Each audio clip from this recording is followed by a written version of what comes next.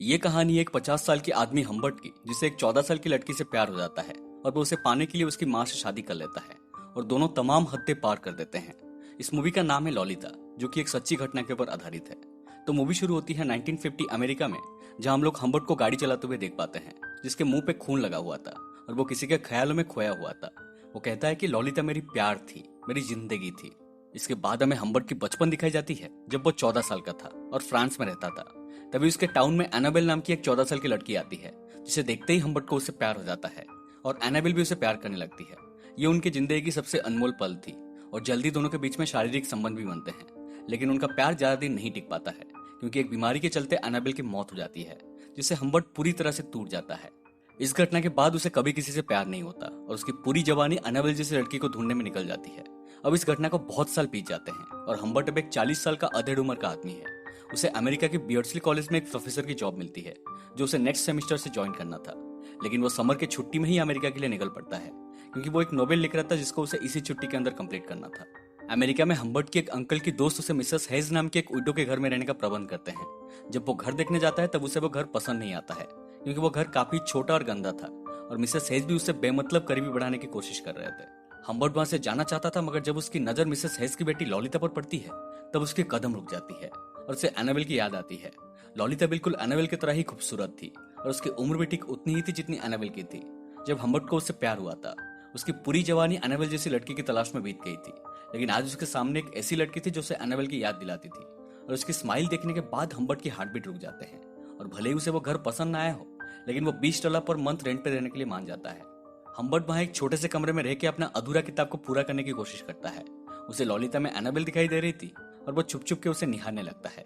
हालांकि लॉलिता की उम्र सिर्फ 14 साल थी, लेकिन वो अपने उम्र से काफी ज्यादा समझदार थी। जब उसने पहली बार हम्बर्ट को देखा था, तब वो जानती थी कि हम्बर्ट उसे पसंद करता है। वो कई बार जानबूझ के उसे टच करती है, उसके गोद में बैठती है और उसे फ्लर्ट करती है। इस तरफ मिसेस हेज हम्बर्ट की चार्मिंग पर्सनालिटी देखकर उसके ऊपर फिदा हो जाते हैं और मनी मन उसे शादी करने के सपने देखते हैं। अगले दिन जब उनके साथ हम्बर्ट एक लेक के पास गया होता है, तब मिसेस हेज बताते हैं कि वो लॉलिता को एक समर कैंप में भेजने वाले हैं। हालांकि लॉलिता कैंप जाने के लिए तैयार नहीं थी, लेकिन उसकी माँ उसकी एक नहीं सुनती। जिस दिन लॉलिता कैंप जाने वाली थी, उस दिन हम्बर्ट को उठने में लेट हो गया था। वो भाग के विंडो के पास जाता है और लॉलिता को देखता है। लॉलिता भी उसे देख लेती है। वो गाड़ी से उतर के भाग के घर के अंदर आती है और कूद के उसके ऊपर चढ़ जाती है और उसे किस करती है। हम्बर्ट के दिल की धड़कन मानो थम सा गया था और वो इस पल को बार बार अपने आंखों के सामने कल्पना करने लगता है। लॉलिता के कैंप जाने के बाद मिसेस हेज उनके मेड के हाथ से हम्बर्ट को एक लेटर भिजवाते हैं, जिसमें उन्होंने उसे शादी करने के लिए प्रपोज किए थे। हम्बर्ट भी उनसे शादी करने के लिए मान जाता है, क्योंकि यही सबसे बेस्ट तरीका था लॉलिता के करीब रहने का। दोनों शादी करते हैं और हम्बर्ट लॉलिता के कैंप से वापस आने का इंतजार करता है। अब तक उसके ऊपर लॉलिता का जादू पूरी तरह से छा चुका था और वो मिसेस हेज के साथ शारीरिक संबंध को अवॉइड करने के लिए उन्हें नींद की गोली देने लगता है। मिसेस हेज को हम्बर्ट और लॉलिता के बीच के रिश्ते के बारे में कुछ भी मालूम नहीं था और ये उन दोनों का एक सीक्रेट था। मगर ये सीक्रेट ज्यादा दिन अंधेरे में नहीं रह पाता। एक दिन जब हम्बर्ट घर पर नहीं होता है, तब मिसेस हेज उसकी डायरी पढ़ लेते हैं और उन्हें लॉलिता के प्रति हम्बर्ट की ऑब्सेशन के बारे में पता चल जाती है। इतना ही नहीं, उस डायरी में हम्बर्ट ने उनके लिए काफी घटिया बातें लिखा था कि वो एक चिपको औरत है। हम्बर्ट घर वापस आने के बाद वो उसके ऊपर बरसने लगते हैं और कहते हैं कि तुम एक मॉन्स्टर हो। वो उससे सारे रिश्ते तोड़ के घर से बाहर निकल जाते हैं, मगर तभी अचानक उनकी एक्सीडेंट हो जाती है और वहीं पे उनकी मौत हो जाती है। हम्बर्ट को थोड़ा दुख तो होता है, लेकिन अब वो पूरी तरह से फ्री हो चुका था। लॉलिता के साथ उसके रिश्ते के ऊपर पाबंदी लगाने वाला अब कोई नहीं था। वो लॉलिता को उसकी माँ की मौत के बारे में नहीं बताता और कहता है कि वो हॉस्पिटल में है। वो उसे लेने के लिए कैंप जाता है और उसकी मासूमियत देखते ही वो उसके प्यार में फिर से पड़ जाता है। वो कहता है कि उसने उसे बहुत मिस किया, पर लॉलिता कहती है तुम मेरी परवाह नहीं करते, क्योंकि तुमने अभी तक मुझे किस नहीं किया है। लॉलिता की बोल्डनेस देख के हम्बर्ट एकदम चौंक जाता है और गाड़ी को एक साइड में रोकता है। दोनों पैशनेटली एक दूसरे को किस करने लगते हैं और दोस्तों, ये बस उनके रोमांटिक रिलेशनशिप की शुरुआत थी। हम्बर्ट कहता है कि उन्हें उस दिन एक होटल में रुकना है और अगले दिन वो लोग उसके माँ से मिलने के लिए हॉस्पिटल जाएंगे। होटल में लॉलिता की मुलाकात क्लेयर नाम की एक हैंडसम आदमी से होता है और वो उसके प्रति आकर्षित हो जाती है। हम्बर्ट की मुलाकात भी क्लेयर से होती है, बट वो उसे नाम से नहीं जानता। उसे लगता है कि वो कोई स्पाई है जो उसकी बीवी के मौत के बारे में तहकीकात कर रहा है। होटल में दोनों की रोमांटिक रिलेशन अब सेक्सुअल में बदल जाते हैं और दोनों इस पल को जी भर के जीने लगते हैं। अगले दिन एक गैस स्टेशन में लॉलिता हम्बर्ट को हॉस्पिटल का नंबर मांगती है, क्योंकि उसे अपने माँ से बात करना था। मगर हम्बर्ट उसे सच बता देता है कि उसकी माँ अब नहीं रहे, उनकी मौत एक एक्सीडेंट में हो चुकी है। लॉलिता के लिए ये बात बहुत ही ज्यादा शॉकिंग था और होटल वापस आके वो दिन भर रोने लगती है। अब घर लौटने का उनके पास कोई वजह नहीं था और दोनों पूरे अमेरिका घूमने के लिए निकल पड़ते हैं। इसी बीच वो लोग कई होटल्स में रुकते हैं और एक कपल की तरह एंजॉय करने लगते हैं। फाइनली दोनों बियर्डस्ली कॉलेज पहुंचते हैं, जहां हम्बर्ट अपना टीचिंग का जॉब संभालता है और लॉलिता को स्कूल में भर्ती कर देता है। यहाँ भी दोनों के बीच में शारीरिक संबंध रुकने का नाम ही नहीं ले रहा था, लेकिन दुनिया के नजर में दोनों बाप बेटी की तरह पेश आते थे। लॉलिता सेक्सुअली हम्बर्ट को मैनिपुलेट करके उससे अपनी मांगे पूरी करती थी।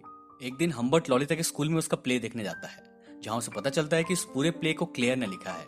दोस्तों, क्लेयर वही हैंडसम आदमी था जिसे वो होटल में मिला था। जैसे जैसे समय बीतता जाता है, दोनों के बीच में रिलेशन और ज्यादा रोमांटिक नहीं रहता।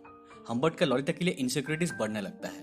उसे डर लगता है कि लॉलिता उसे छोड़ के चली जाएगी। एक दिन जब लॉलिता के पास कुछ पैसे मिलते हैं, उसे लगता है कि वो ये पैसे इसीलिए जमा करी है ताकि वो उसे छोड़ के कहीं भाग सके। एक दिन वो एक रेस्टोरेंट में लॉलिता को फोन में किसी से बात करते हुए देख लेता है। जब लॉलिता उसे देखती है तो वो जल्दी से फोन को काट देती है और अजीब बिहेव करने लगती है, जैसे मानो वो कुछ छुपा रही है। और इससे पहले उनके बीच में रिलेशन और खराब हो, हम्बर्ट उसे एक और टूर में जाने का ऑफर देता है, लेकिन इस बार लॉलिता को तय करना था कि वो लोग कहाँ कहाँ जाएंगे। रास्ते में हम्बर्ट को लगने लगता है कि कोई उनका पीछा कर रहा है और ये शायद वही स्पाई था जो उसे होटल में मिला था। एक दिन जब वो लोग एक गैस स्टेशन में रुकते हैं, हम्बर्ट कुछ चीजें खरीदने के लिए अंदर जाता है। वो देखता है कि बाहर लॉलिता किसी अनजान आदमी से बात कर रही है। वो भाग के तुरंत बाहर आता है, मगर तब तक वो आदमी जा चुका था। पूछने पर लॉलिता कहती है कि वो आदमी रास्ता भटक गया था। हम्बर्ट को लगता है कि वो कोई और नहीं बल्कि वही स्पाई था जो उनका पीछा कर रहा था। आगे की जर्नी में भी उसे हमेशा यही लगता है कि कोई स्पाई गाड़ी बदल बदल के उनका पीछा कर रहा है। जब वे एक होटल में रुकते हैं, तब थोड़े समय के लिए हम्बर्ट कुछ खरीदने के लिए बाहर जाता है और जब वो वापस आता है, लॉलिता थोड़ी मेसी सी लगती है। उसके पैर गंदे थे, बाल बिखरे हुए थे और लिपस्टिक मसला हुआ होता है। उसे लगता है कि हो ना हो उसके जाने के बाद यहाँ कोई तो आया था, पर लॉलिता कहती है यहाँ कोई नहीं आया था। वो थोड़ी देर के लिए बाहर गई थी ये चेक करने के लिए कि हम्बर्ट वापस आया कि नहीं, लेकिन उसकी बिखरी हुई लिपस्टिक देख के हम्बर्ट बहुत बेचैन हो जाता है। उस रात भी दोनों के बीच में शारीरिक संबंध बनते हैं, लेकिन हम्बर्ट को कॉन्स्टेंटली डर लगा रहता है कि कोई लॉलिता को उससे दूर ले जाएगा और उसे जेल हो जाएगा। अगले दिन वो लोग अपना जर्नी जारी रखते हैं और रात को एक होटल में रुकते हैं। वहां अचानक लॉलिता की तबीयत खराब होने लगती है और हम्बर्ट तुरंत उसे एक हॉस्पिटल में भर्ती करता है। चेकअप के बाद डॉक्टर कहते हैं कि एक वायरल फीवर है और उसे उस रात हॉस्पिटल में ही रुकना होगा। हम्बर्ट लॉलिता को हॉस्पिटल में छोड़ के होटल वापस आता है। अगले दिन सुबह जब वो लॉलिता का खबर लेने के लिए हॉस्पिटल कॉल करता है, तो उसे पता चलता है कि उसे वायरल फीवर नहीं हुआ था और सुबह तक वो ठीक भी हो गई थी। और फिर उसका अंकल आके उसे डिस्चार्ज करके अपने साथ लगे हैं। ये सुन के हम्बर्ट के पैरों के नीचे से जमीन खिसक जाता है और वो हड़बड़ाता हुआ हॉस्पिटल पहुंचता है और सबसे लड़ाई करने लगता है। जब वो पुलिस को उसके तरफ आते हुए देखता है, तब वो शांत होकर सबसे माफी मांग के वहां से चला जाता है। दरअसल दोस्तों, लॉलिता को कोई बीमारी थी ही नहीं, ये बस उसकी और क्लेयर की वहां से भागने की एक प्लान थी। हम्बर्ट लॉलिता को ढूंढने के लिए अपना जी जान लगा देता है। वो हर उस होटल में जाता है जहां पहले दोनों रुके हुए थे, इस उम्मीद में कि शायद उसे कुछ सुराग मिले। होटल के रजिस्टर में चेक करने के दौरान हम्बर्ट एक पर्टिकुलर हैंडराइटिंग को नोटिस करता है कि जिस होटल में वे रुके हुए थे, वो आदमी भी वहां रुका था और हर बार वो अपना नाम चेंज करता था। वो उसे बहुत ढूंढने की कोशिश करता है, मगर लॉलिता का कोई पता नहीं चलता। वो सोचता है कि क्या मेरे अलावा भी लॉलिता का कोई आशिक है, लेकिन फिर वो अपने आप को समझाता है कि मेरे जैसा प्यार लॉलिता को कोई नहीं कर सकता। देखते ही देखते 3 साल बीत जाते हैं और एक दिन अचानक उसे लॉलिता की एक लेटर मिलती है, जिसमें लिखा था कि उसने शादी कर लिया है और अभी वो प्रेग्नेंट है, लेकिन उनकी फाइनेंशियल कंडीशन कुछ ठीक नहीं है और उसे पैसों की जरूरत है। हम्बर्ट तुरंत लेटर में लिखी एड्रेस की तरफ निकल पड़ता है और 3 साल के बाद पहली बार लॉलिता से मिलता है। लॉलिता अब रिचर्ड नाम के एक आदमी से शादी कर ली थी और प्रेग्नेंट थी, लेकिन 3 साल के बाद भी हम्बर्ट जानना चाहता था कि वो कौन आदमी था जो लॉलिता को उससे दूर ले गया था। वो आदमी रिचर्ड तो नहीं हो सकता, क्योंकि वो आदमी काफी अमीर था और उम्र में भी अधिक था। लॉलिता कहती है उस आदमी का नाम क्लेयर है और वो हम्बर्ट के पीछे उसे मिलने आया करता था। वो ये भी कहती है कि क्लेयर ही एक ऐसा आदमी था जिसके लिए वो पूरी तरह से दीवानी थी, और ये सुनने के बाद हम्बर्ट का दिल टूट जाता है।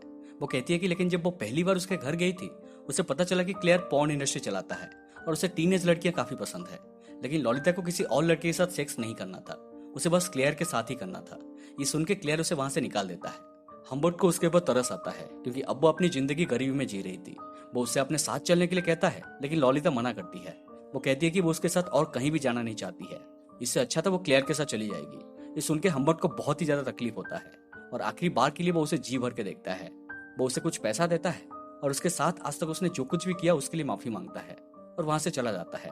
इसके बाद वो क्लेयर को मारने के लिए सीधा उसके घर की तरफ निकल पड़ता है, क्योंकि जिस लड़की को उसने अपने जान से भी ज्यादा प्यार किया, क्लेयर ने उसे छीन लिया और फिर उसे सड़कों पर मरने छोड़ दिया। और इसके बाद भी लॉलिता क्लेयर की दीवानी थी। हम्बर्ट क्लेयर की मैंशन पहुंचता है, लेकिन क्लेयर को अब कुछ याद नहीं था। उसे ना तो लॉलिता याद है, ना तो हम्बर्ट याद है।